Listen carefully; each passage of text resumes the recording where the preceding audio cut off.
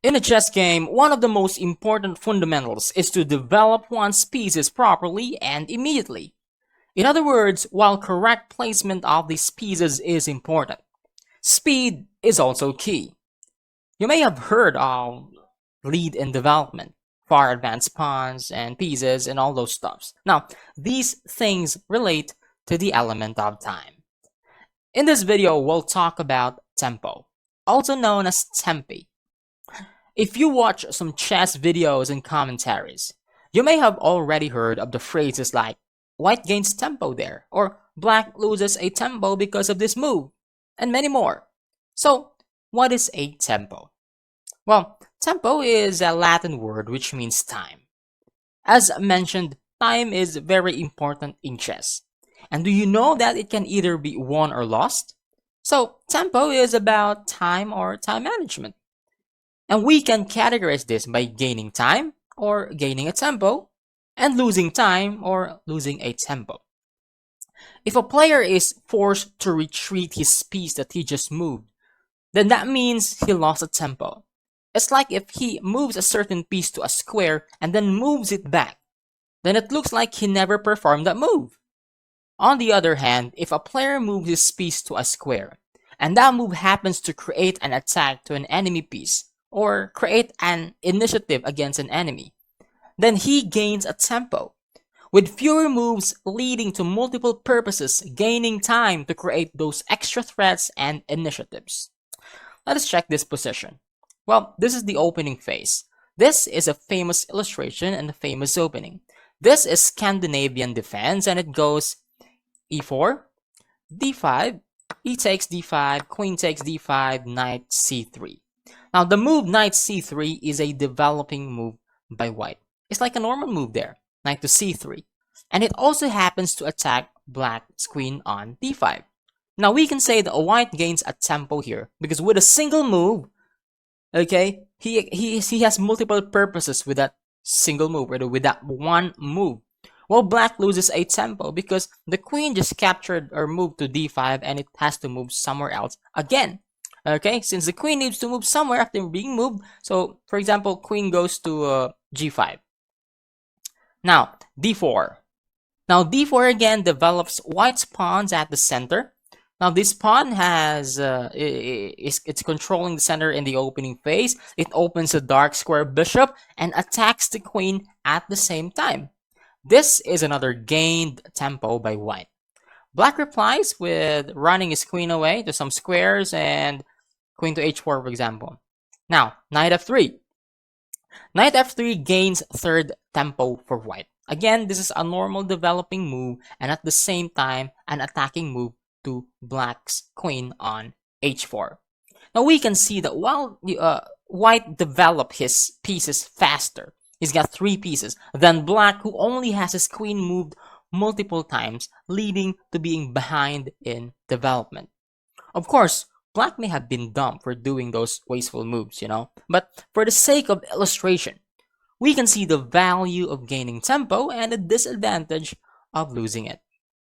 Gaining tempo is equal to fewer moves with more activities. Losing tempo is equal to more moves with little activities. Here, this is still the opening phase, and white plays bishop to b5 check.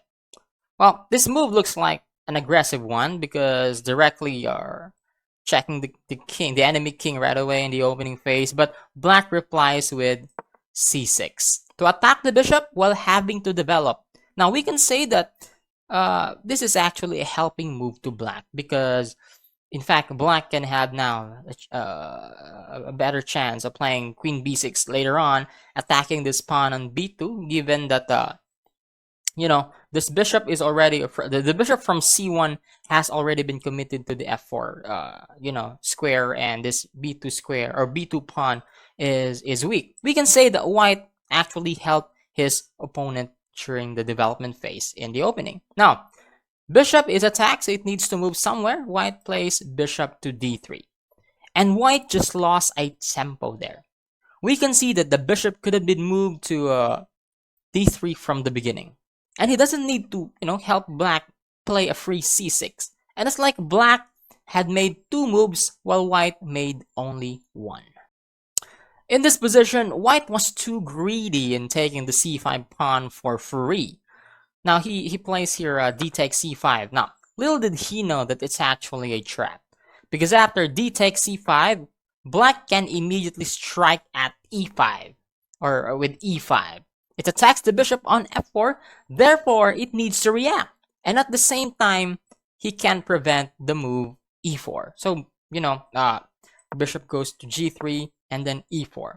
And black gained a tempo by attacking the bishop on f4 and also proceeded with e4, gaining him an extra piece that gives him the advantage. Now, I want to show you that there are openings or even top level openings where tempos are capitalized. Here is an example of Queen's Gambit Declined. This is common even at the top level, wherein white develops his bishop to d3. Now, this is a logical move, putting the bishop on a better diagonal, giving pressure to king side of black, especially if black castles the king side. So it's a good move. But black sees an opportunity of gaining a tempo there by playing d takes c4, attacking the bishop that just moved there to the d3 square. So bishop takes c4, b5. It's like a free move, a developing move, okay, that the black has thrown there because it has dual purpose. So the purpose is to attack the bishop on the c4, and also with a plan in mind to have a fianchettoed light square bishop on b7. All right, so we can say that with fewer moves, black has this better development. Now black, we could say that black maximized his moves here, maximize the move that he made, and while white looks like lost a tempo there. There are games wherein the better move, or the better move for white is considered to be capturing first this pawn on c takes d5, and after e takes d5, only then he develops his bishop to d3, and white does not lose a tempo. Now I want to introduce to you another opening. This is Kyuko piano leading to Evans Gambit, and it goes e4, e5, knight f3, knight c6, bishop c4, bishop c5, and b4. White offers a pawn to divert the bishop on c5, right? And if black accepts and take the free pawn, for example, bishop takes b4, white can play c3. And a preparatory move can strike with d4 later on, and he has this gained or upper hand at the center of the board. So bishop to a5, this is book line here, and castles here for white. And soon white will play d4 and grabbing the center. So in this case, white sacrificed a pawn to gain a tempo on c3. All right, a move c3 attacking the bishop, and plus having to grab the center in the opening phase. Now, this one is former world champion Vladimir Kramnik's favorite, the Catalan. Catalan is d4, knight f6, c4, e6, g3, d5, and bishop to g2. Now, the open Catalan, black captures the c4 pawn there with d takes c4, and after knight f3, bishop to e7. Now queen c2 with the idea of taking the pawn back for white. Now the idea in white's point of view here is to really recover or recapture that c4 pawn, get back, take back the pawn, and strike at the center. And if that happens, usually black has a harder time to really gain equality in the opening phase. So many times in the high level, many players hold to that pawn as much as possible. But also, even at top level, all right, there are many openings or something like this wherein tempos are being maximized. Okay, unlike the Evans Gambit, this Catalan is more often played in the top level, and the similarity is that it offers a pawn to gain space at the center. Now, after queen c2, going back to the game, which is actually in fact book line, many black players allow it to capture or allow white to recapture the pawn, but plays a6. So the idea is that after a6, if white captures the pawn on c4, okay, black gains a tempo with b5 for black. And it has a dual purpose because if queen moves somewhere, for example, go back to c2, then black has bishop to b7. And again, as mentioned, the idea of Catalan is to give up a pawn and control the center. But through black's gaining of tempo, he was having a faster development of bishop to b7 and a better control at the center because of a gained tempo. So it's easily a equalizing move for black there. I hope you better understand the concept of tempo. Now, I want to tell you another technique in using a tempo. Actually, tempos can also be used as spare moves, or should we say spare tempo. Now, listen, losing a tempo is not all bad. Wait, what? In this context, the idea of sparing a tempo is, or should we say purposely wasting an extra move, is to make progress. And many times, it may lead to putting the enemy into zugzwang, or making him abandon space and even give up material. This spare tempo happens mainly in the endgame, where few pieces are left on the board. In this endgame position, white obviously has the better piece and a better space, right? Now, but black seems to be fluid. It's hard to press on and checkmate black's king because of the annoying bishop, right? So white plays rook to a8 here. Check. And there's only one logical or legal move here for black, and that's bishop to d8.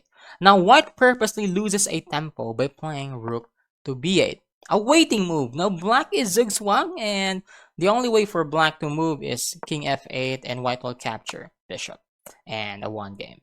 Now there are many ways to actually win this, or toying around, for the sake of presenting a tempo. In fact, white can play rook to a2, as simple as that. And black's king can't move his king sidewards because check is going to be the next move here, and he loses. So, and bishop also needs to needs to move only in this diagonal, because so that it could have a cover when black, or when white checks on the a8 square. So for example, bishop to g5. Now rook to a8, check.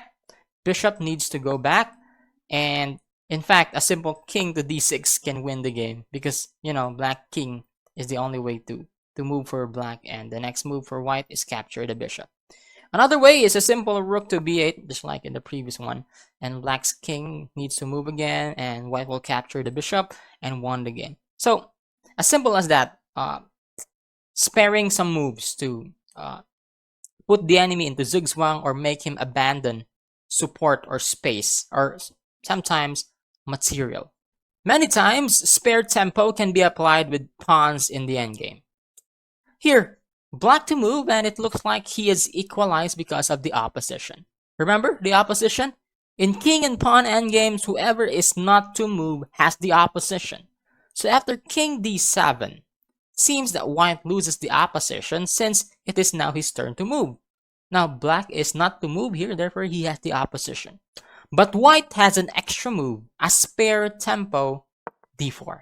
Thanks to the pawn that's still on d3, right? Now black's move, or black must give up the opposition because of that move. King c7, king e6, king d8, king d6, king f8 for example, and this pawn is going to march forward and promote. Now, if the pawn was already being moved to d4, the game could have been equal, right? So this is the importance of sparing a pawn move, or sparing a move through tempo. Here, material is equal. White is very careful about his pawn moves. He will use his less advanced pawn as spare tempo. So white move here is king to e4, king d6, b3 by white. Of course, white has the option to move his pawn 1 or 2 squares forward. But because this is the endgame and pawns can't go backward, he needs to be very careful about moving the pawns forward. b3 has been played so that black will be put into a zugzwang. After b5 here, b4, and black must give away some pawns and lose the game. You know, the kings are locked at the center. Any king move would have abandoned this, from either side would have abandoned these pawns at the center. Now, if for example, white, or after king d6, white throws in an immediate b4, it hands over the win for black, because after that, white has been put into zugzwang.